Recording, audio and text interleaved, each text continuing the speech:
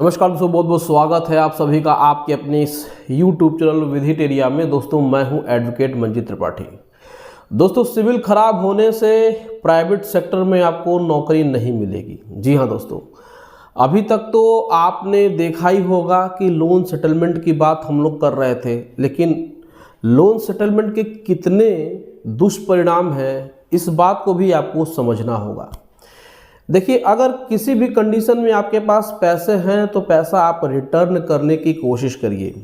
अगर आपकी उम्र 22 साल से लेकर के 35 साल के बीच में है, आप युवा हैं, यंग हैं और जीवन में कुछ आगे करना चाहते हैं, तो ये जो सिबिल स्कोर होता है ये आपका एक प्रकार का एसेट होता है, एक प्रकार का ये आपका गुडविल होता है। यानी कि अगर आपके पास कैश में पैसा नहीं होगा और आपकी इमेज अच्छी होगी और आपका गुडविल अच्छा होगा तो मार्केट में लोग आपको पैसा देने के लिए हिचकिचाएंगे नहीं और मार्केट से आपको पैसा मिल जाएगा, यानी कि लोन आपको मिल जाएगा। हमारे पास एक कमेंट आया है, मैं अभी मोबाइल देख ही रहा था और ये कोई छोटा बच्चा है या फिर 12, हमें नहीं लगता है कि इनकी एज बहुत ज़्यादा होगी, ये 22 से लेकर के 28 साल के बीच में होंगे और इनका शायद कोई चैनल है राहुल इंडिया ब्लॉग 2887।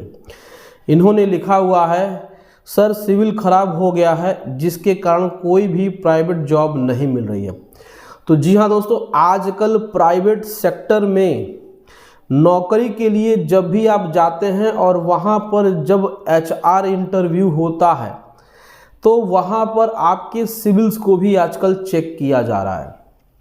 दोस्तों, इस बात को आप ध्यान रखिएगा कि कोविड के बाद से सारी चीज़ें चेंज हो गई हैं। नौकरियां मिलना मुश्किल हो गया है, बहुत सारे लोगों को नौकरियां नहीं मिल रही हैं। जो लोग वेल और हाई एजुकेटेड हैं, हाई क्वालिफाइड हैं, जिनकी एजुकेशन बहुत अच्छी है, उनको उनके लेवल की जॉब नहीं मिल रही है। तो ऐसे कंडीशन में अगर आपने सेटलमेंट कराया है और इसमें आपका सिविल स्कोर डाउन हो गया है 300, 250, 400 और आपको प्राइवेट जॉब में जाते हैं तो वहाँ पर आपका अब सिविल भी चेक किया जाता है।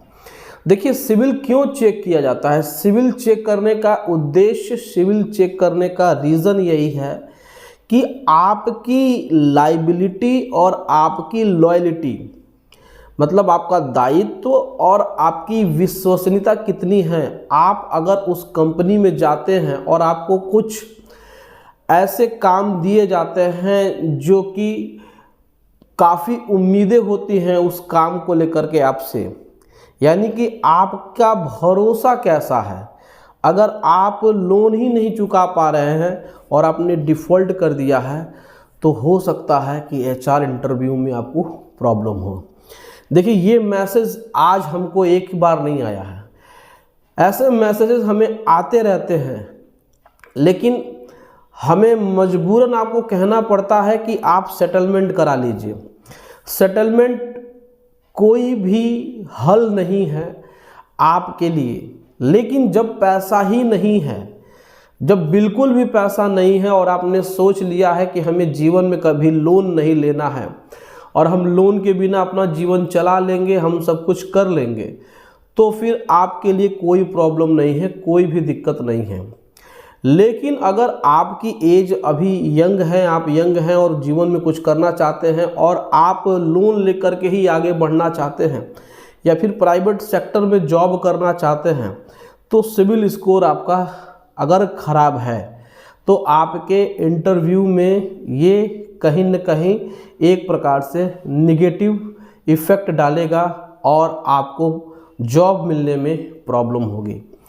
तो मेरा रिक्वेस्ट आप सभी से यही है कि आप लोग का जो भी ओवर ड्यू है या फिर जो भी आपका आउटस्टैंडिंग है, अगर डिफ़ॉल्ट हो गया है, अगर आप व्यवस्था कर सकते हैं तो आप इसका पैसा व्यवस्था करके अपना लोन चुका दीजिए। नहीं तो पैसा नहीं है, किसी भी कंडीशन में लास्ट ऑप्शन आपका होना चाहिए कि सेटलमेंट, न कि फर्स्ट ऑप्शन।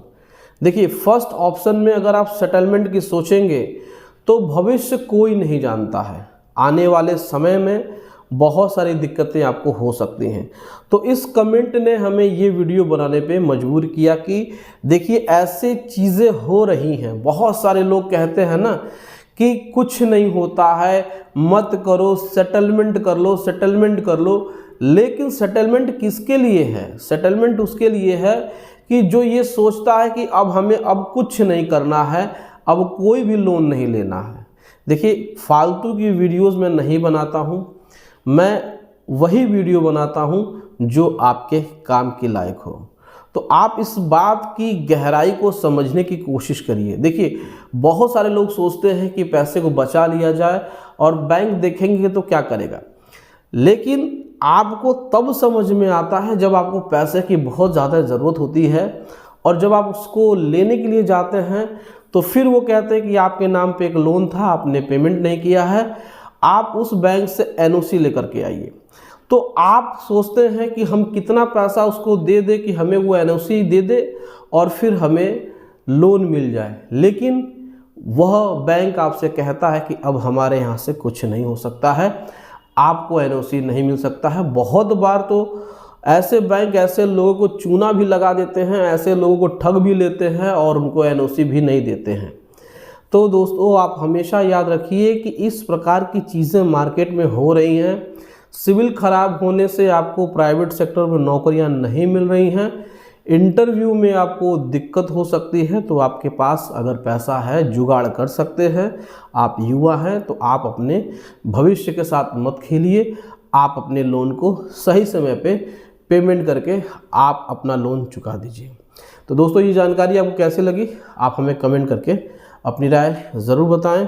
वीडियो अच्छी लगी हो तो वीडियो को ज़्यादा से ज़्यादा शेयर करिए ताकि लोगों में और अवेयरनेस फैल सके और लोग जागरूक हो सके और इस प्रकार की समस्या से बच सके। और हमारे चैनल को सब्सक्राइब करके हमें सपोर्ट ज़रूर प्रदान करिएगा। तो चलिए दोस्तों मिलते हैं अगली वीडियो में एक नए टॉपिक के साथ। तब तक आप अपना और अपने पूरे परिवार का ध्यान ज़रूर रखिए। Thank you so much. जय हिंद दोस्तों।